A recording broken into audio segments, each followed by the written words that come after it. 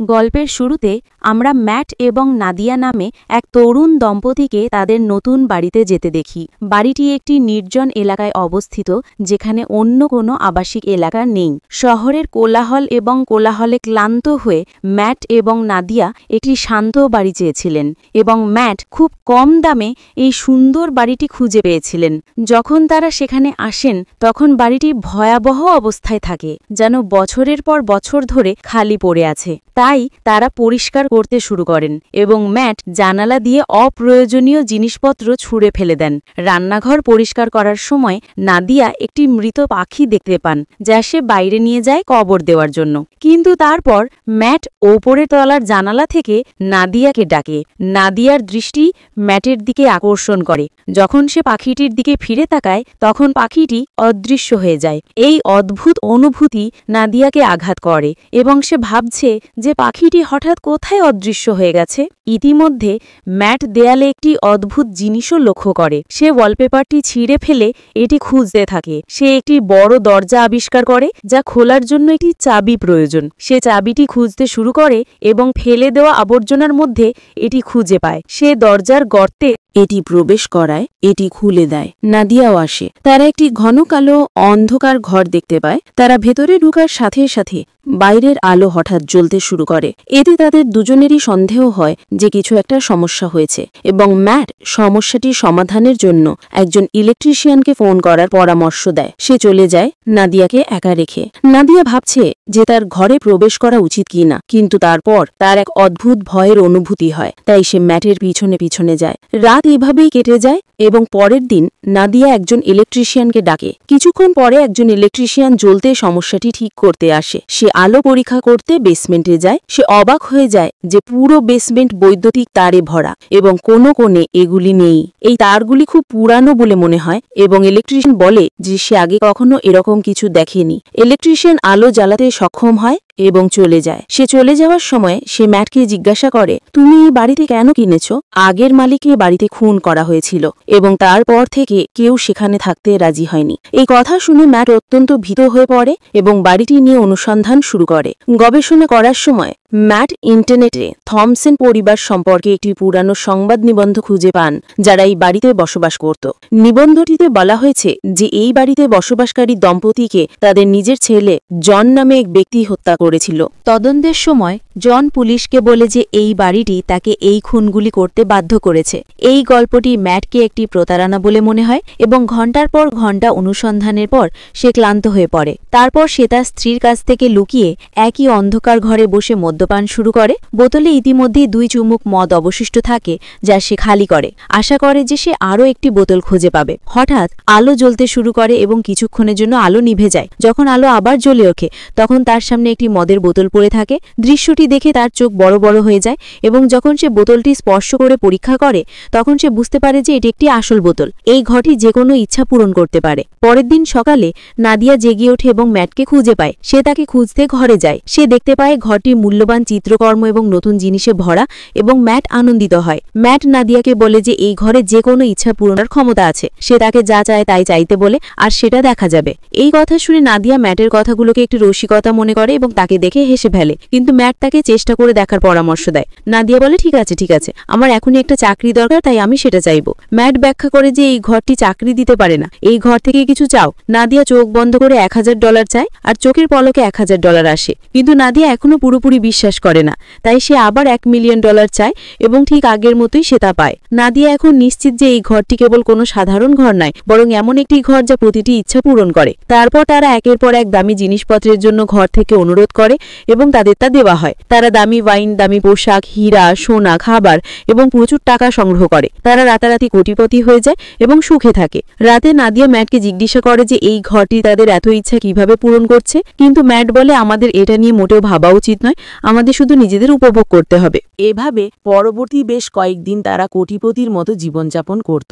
যখনই তারা কোনো ইচ্ছা করত, আলো জ্বলত এবং তাদের সমস্ত ইচ্ছা তৎক্ষণাৎ বেসমেন্টের ঘরে পূরণ হতো। তারা নাচত, পার্টি করত এবং আনন্দে মেতে উঠত। কিন্তু তাদের গ্ল্যামারাস জীবন ক্ষণস্থায়ী ছিল এবং তাদের খারাপ দিনগুলি শুরু হতে যাচ্ছিল। যদিও ঘরটি সবকিছুই দিয়েছিল, তবুও একটি জিনিস ছিল যা তারা দুজনেই সবচেয়ে বেশি চেয়েছিল এবং ঘরটি তাদের দিতে পারত। কিন্তু তারা ঘরটি চাইতে প্রস্তুত ছিল না এবং সেই জিনিসটি ছিল একটি সন্তান ছাড়া আর কিছুই নয়। একদিন ম্যাট নাদিয়াকে একটি শিশুর দোলনা উপহার দেয়, যা তাদের সন্তানের জন্য চেষ্টা করার ইঙ্গিত দেয়। ম্যাট নাদিয়াকে আবার চেষ্টা করার জন্য রাজি করায়, কিন্তু নাদিয়া অনিচ্ছুক ছিল। এর আগে দুটি গর্ভপাতের শিকার হয়েছিল।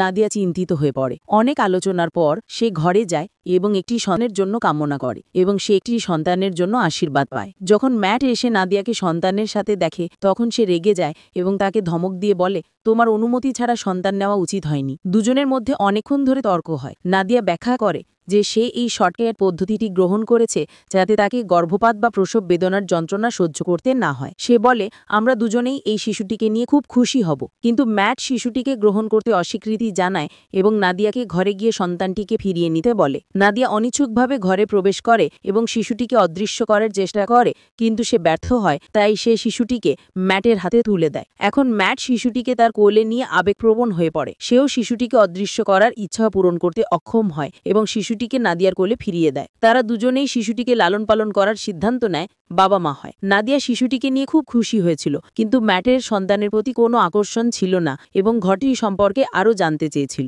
তাই সে আবার অনুসন্ধান শুরু করে এবং আবিষ্কার করে যে ব্যক্তি বাড়ির মালিক তার বাবা মাকে হত্যা করেছিল সে এখনও বেঁচে আছে এবং একটি মানসিক হাসপাতালে বসবাস করছে। এটি জানতে পেরে ম্যাট তার ইচ্ছার মাধ্যমে তার অনুরোধ করা কিছু অর্থ পকেটে রাখে এবং জনের সাথে দেখা করতে যায়। হাসপাতালে পৌঁছে নাজ ম্যাটকে জিজ্ঞাসা করে, তুমি কি একজন রিপোর্টার? কারণ গত ৪৫ বছর ধরে জনের পরিবারের কোনো সদস্য আসেনি। এটা শুনে ম্যাট মিথ্যে বলেন যে আমিও একজন রিপোর্টার। কিছুক্ষণ পর জন আসে।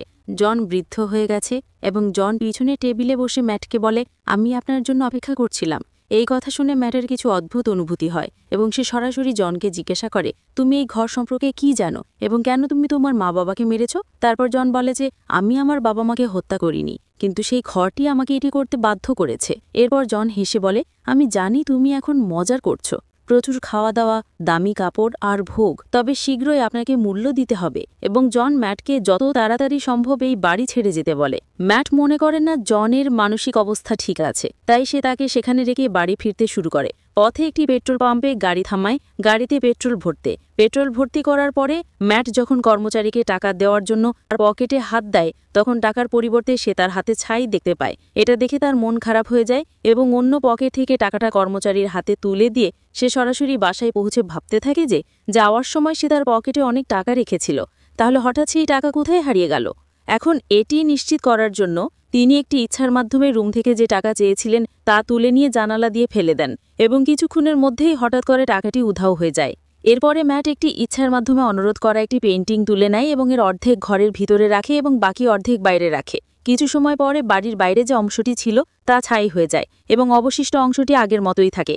এটি দেখে ম্যাট বুঝতে পারে যে তারা এই ঘর থেকে পাওয়া কিছু ঘরের বাইরে নিয়ে যেতে পারবে না, অন্যথায় ওই সমস্ত জিনিস ছাই হয়ে যাবে। ম্যাট এখন ঘরের দেয়াল ভাঙতে শুরু করে যাতে সে জানতে পারে এই ঘরে কি লুকিয়ে আছে, কিন্তু দেয়ালের ভেতরে জট পাকানো তার ছাড়া আর কিছুই ছিল না, সর্বত্র শুধু তারের ছিল। দেয়াল ভাঙার শব্দে নাদিয়াও সেখানে পৌঁছে যায়। নাদিয়া বাচ্চাকে কোলে নিয়ে বাইরে যেতে শুরু করে, কিন্তু ম্যাট তাকে বাইরে যেতে বাধা দেয় এবং বলে যে শিশুটিকে বাইরে নিয়ে যাওয়া নিরাপদ নয়। তিনি তাকে আসল কারণ বলতে পারছেন না, কিন্তু তিনি নিজেও জানতেন যে ওই ঘর থেকে ইচ্ছার মাধ্যমে যা কিছু চাওয়া হয়েছে তাকে এখান থেকে বের করে দিলে তা ধ্বংস হয়ে যাবে। কিন্তু ম্যাটের অস্বীকৃতি সত্ত্বেও নাদিয়া শিশুটিকে নিয়ে যায়। শিশুটিকে বাইরে নিয়ে যাওয়ার সাথে সাথে সে জোরে কান্না শুরু করে এবং তার রং পরিবর্তন হতে থাকে। এটা দেখে নাদিয়াও চিৎকার শুরু করে। নাদিয়ার কণ্ঠস্বর শুনে ম্যাট তার কাছে দৌড়ে যায় এবং তাদের দুজনকে তুলে নিয়ে বাড়ির ভিতরে নিয়ে আসে। এবং এখন আমরা দেখতে পাই যে ছোট ছেলেটি আর ছোট বাচ্চা নয়, কয়েক সেকেন্ডের মধ্যে সে একটি 8 বছরের ছেলে হয়ে গেছে।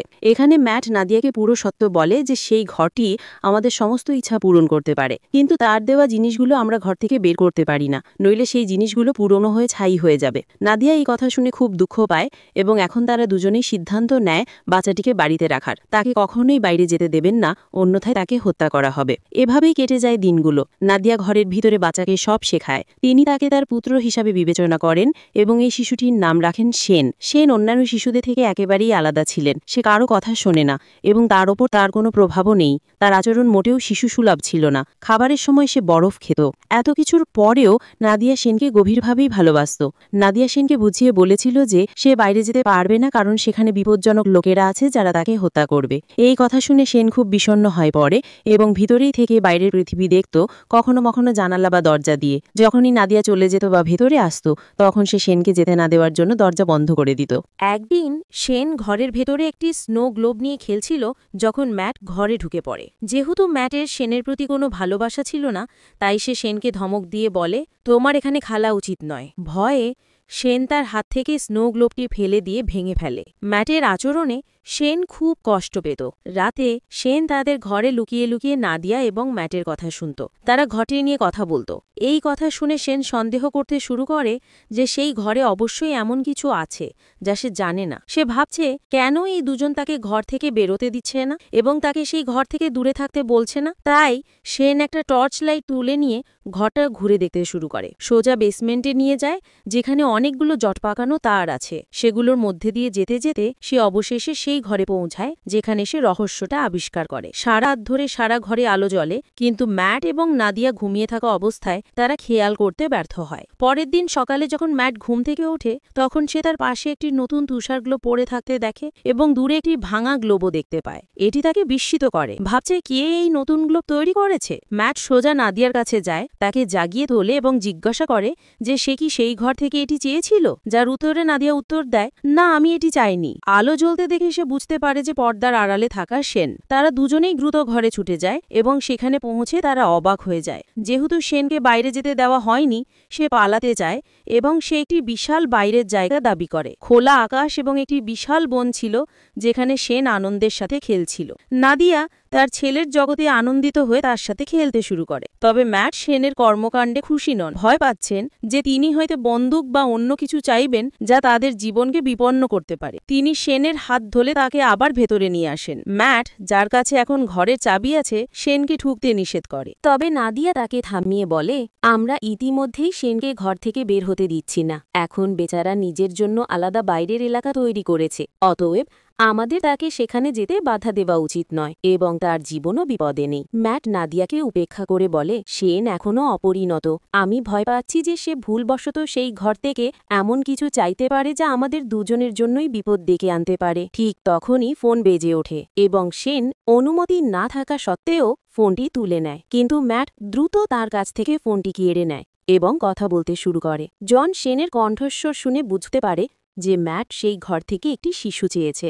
এখন ম্যাট তার কাছ থেকে কিছু লুকায় না এবং জিজ্ঞাসা করে যে তারা কিভাবে এই শিশু থেকে তাদের জীবন বাঁচাতে পারে। এদিকে রান্নাঘরে অন্য একটি ফোন ব্যবহার করে নাদিয়া গোপনে তাদের কথোপকথন শুনতে শুরু করে। জন তার সত্য প্রকাশ করে, আমারও সেই ঘর থেকে একটা ইচ্ছার কারণে কিছু চাওয়া হয়েছিল। সে ব্যাখ্যা করে, আমি আমার বাবা মাকে হত্যা করেছিলাম কারণ আমিও বাইরের জগৎ দেখতে চাইতাম, কিন্তু যখনই আমি ঘর থেকে বেরোতাম তখনই আমার বয়স বাড়তে শুরু করত। যখন আমি আমার রুমমেটকে জিজ্ঞাসা করি, সে আমাকে বলে, যদি তুমি এই ঘর থেকে বেরোতে চাও তাহলে তোমাকে সেই ব্যক্তিকে হত্যা করতে হবে যে তোমার জন্য ইচ্ছাটি করেছিল।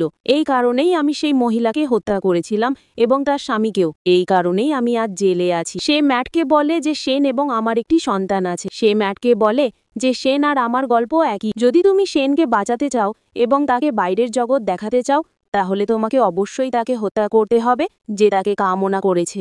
এখন যদি তুমি সেনকে কামনা করো তাহলে তোমাকে নিজেকে উৎসর্গ করতে হবে, আর যদি তোমার স্ত্রী সেনকে কামনা করে তাহলে তোমাকে তাকে হত্যা করতে হবে। কলের অপর প্রান্তে নাদিয়া এইসব শুনছিল। এতে গভীরভাবে দুঃখিত নাদিয়া গাড়ি চালিয়ে বাড়ি ছেড়ে চলে যায়। ম্যাটকে চিন্তিত করে। নাদিয়া সেনকে জীবন দেওয়ার জন্য আত্মহত্যা করার কথা ভাবছে, কিন্তু সে পারে না। এদিকে ম্যাট টেবিলে বসে সেনের সাথে রাতের খাবার খেতে শুরু করে। সেন ম্যাটকে জিজ্ঞাসা করে, আমার মা কোথায় গেল, এবং আগে আরো বেশ কিছু প্রশ্ন করে। বিরক্ত হয়ে সেন ম্যাটকে প্রকাশ করে যে সে তাদের আসল ছেলে নয় এবং তার কোনো বাবা মা নেই। রাগের বশে সেন সেনকে ঘর থেকে বের করে দেয়। ভয়ে সেন কাঁদতে কাঁদতে উপরের তলায় তার ঘরে দৌড়ে যায়। ম্যাট শীঘ্রই তার ভুল বুঝতে পারে। সেই সেনের ঘরে যায় এবং ক্ষমা চায় এবং তারা সারা রাত একসাথে ঘুমায়। নাদিয়া যখন বাড়ি ফিরে আসে তখন সে তাদের একসাথে ঘুমাতে দেখে আনন্দিত হয়। কিছুক্ষণ পরে ম্যাট ঘুম থেকে উঠে নাদিয়াকে ঘরে ফিরে দেখতে পায়। ম্যাট নাদিয়াকে বলে, আমি সত্যিই তোমার জন্য চিন্তিত ছিলাম,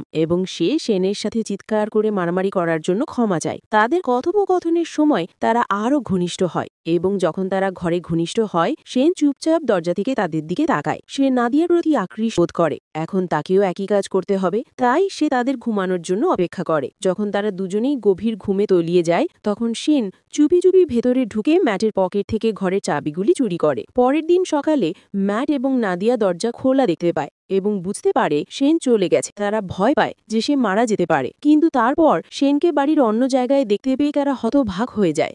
এখন তরুণ এবং শক্তিশালী, সে তার বাবা মায়ের দিকে বন্দুক তাক করে এবং তাদের হুমকি দেয়। নাদিয়া তার সাথে যুক্তি করার চেষ্টা করে। এদিকে ম্যাট শেনকে আক্রমণ করে এবং দুজনের মধ্যে ঝগড়া হয়। তাদের ঝগড়ার সময় নাদিয়াকে ধাক্কা দেওয়া হয় এবং অজ্ঞান হয়ে যায়। কিছুক্ষণ পরে ম্যাট তাকে জাগিয়ে তোলে এবং তাকে বলে যে শেন দুর্ঘটনাক্রমে গুলিবিদ্ধ হয়ে মারা গেছে। এই কথা শুনে নাদিয়া কাঁদতে শুরু করে। ম্যাট তাকে সান্ত্বনা দেয় এবং তাকে ঘরে ফিরিয়ে আনে, এবং এখানেই গল্পের সবচেয়ে বড় মোড় আসে যে ম্যাট নাদিয়াকে সবেমাত্র বাড়িতে নিয়ে গিয়েছিল সে আসলে ম্যাট নয়, বরং শেন। এদিকে অন্য ঘরে যেখানে তাদের ঝগড়া হয়েছিল, আসল ম্যাট জ্ঞান ফিরে পায় এবং তার স্ত্রীর জন্য ঘরটি অনুসন্ধান করে। আলো আবার জ্বলতে দেখে সে সেই ঘরের দিকে এগিয়ে যায়, কিন্তু তার স্ত্রী নাদিয়া নিখোঁজ। নাদিয়া জানে না যে তার সাথে বসা লোকটি ম্যাট নয়, বরং শেন। তবে সে ম্যাটের মধ্যেও পরিবর্তন লক্ষ্য করে এবং শীঘ্রই বরফ খাওয়ার অভ্যাস থেকে সে বুঝতে পারে যে এটি ম্যাট নয়, বরং শেন, যে ঘর থেকে একটি ইচ্ছা করেছিল এবং নিজেকে ম্যাটে রূপান্তরিত করেছে। এদিকে আসল ম্যাট বুঝতে পারে যে সে এই বাড়িতে একা আটকা পড়েছে। শেন তার স্ত্রীকে এই বাড়ি থেকে অন্য বাড়িতে একটি ইচ্ছার মাধ্যমে স্থানান্তরিত করেছে। সে তার সমস্ত শক্তি ব্যবহার করে এই বাড়ি থেকে বেরিয়ে আসার জন্য দেয়াল ভেঙে বেরিয়ে আসে। অবশেষে সমস্ত তার পেরিয়ে সে সেই ঘরে পৌঁছায় যা এখন লম্বা গাছে ভরা একটি বন ছিল। পৌঁছে ম্যাট আবিষ্কার করে যে শেন ঘরটি উল্লেখযোগ্যভাবে স্থানটি প্রসারিত করার জন্য ব্যবহার করেছিল এবং এমনকি তার নিজের মতো একটি ডুপ্লিকেট বাড়িও তৈরি করেছিল।